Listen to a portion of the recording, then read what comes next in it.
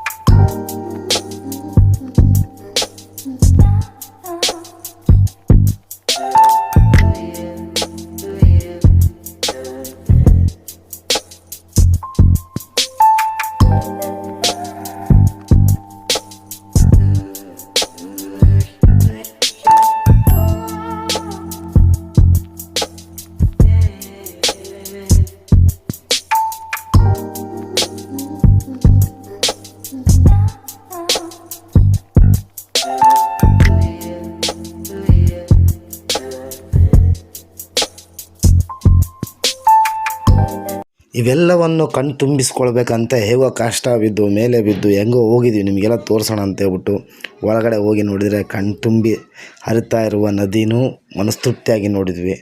ಹಾಗೆ ರಾಮ ಲಕ್ಷ್ಮಣ ಟೆಂಪಲ್ನೂ ನೋಡಿದ್ವಿ. ಮೇಲೆ ಆಂಜನೇಯ ದೇವಸ್ಥಾನ ದರ್ಶನವೂ ಕೂಡ ಆಯಿತು. ಇದೆಲ್ಲ ತೋರಿಸ್ಲಿಕ್ಕೆ ನಿಮಗೆಲ್ಲ ಖುಷಿ ಆಗ್ಬೋದು ಅನ್ಕೊಂತಿದ್ದಗಳು. ಸಾಲು ಮಂಟಪಗಳು, ನದಿ ತುಂಬಿ ಹರಿತಾ ಇರೋದು, ಕಂಬಗಳು ನೋಡಿದರೆ ಒಂದೊಂದು ಶಿಲೆಗಳು ಬಹಳ ಆಗಿನ ಕಾಲದಲ್ಲಿ ಯಾವ ರೀತಿ ಕಟ್ಟಿದಾರೋ ಅನ್ನೋ ರೀತಿ ಇದೆ ಒಂದೊಂದು. ನಾವು ಬರ್ತಕ್ಕಂಥ ಈಗ ನಾವು ನಡ್ಕೊಂಡು ಬರ್ಬೇಕಾದ್ರೆ ದಾರಿ ಹೇಗಿರುತ್ತೋ ಅದೇ ರೀತಿ ಅದೆಲ್ಲ ದಾರಿ ತುಂಬಿ ನದಿ ತುಂಬಿ ಹರಿತಾ ಇರೋದು ನೋಡಿ ಹೆಂಗಿದೆ. ಪಕ್ಕದಲ್ಲೇ ಅದೇ ದಾರಿಯಲ್ಲೇ ನಾವು ನೀರಿಲ್ದಾಗ ನಡ್ಕೊಂಬರೋ ದಾರಿ ಅದು ಫುಲ್ ತುಂಬಿ ಹರಿತಾ ಇದೆ ನದಿ ಮಾತ್ರ. ನೋಡಿ ಪಕ್ಕದಲ್ಲಿರ್ತಕ್ಕಂಥ ಬೆಟ್ಟ ಎಲ್ಲವೂ ನೀರಿನಲ್ಲಿ ಮುಳುಗಿವೆ, ಮಂಟಪಗಳು ಮುಳುಗಿವೆ, ಭಾಳ ತುಂಬಿ ಹರಿತಾ ಇದೆ ನದಿ ಮಾತ್ರ. ಅಲ್ಲಿ ನೋಡಿ ರಾಮ ಲಕ್ಷ್ಮಣ ಟೆಂಪಲ್, ಸರೌಂಡಿಂಗ್ ಸುಂದರವಾದ ದರ್ಶನ.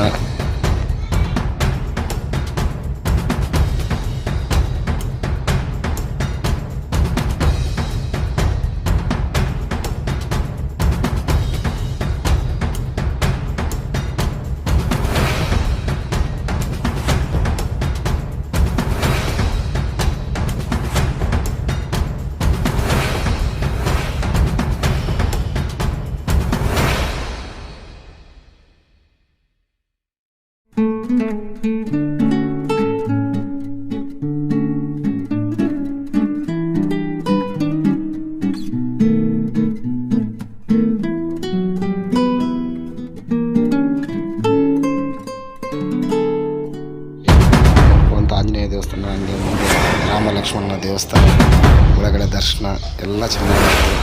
ನೋಡೋಕ್ಕೆ ಕಣ್ಣು ಸಾಲದು ಅದೇ ರೀತಿ ಇತ್ತು. ರಾಮ ಲಕ್ಷ್ಮಣನ ಗುಡಿ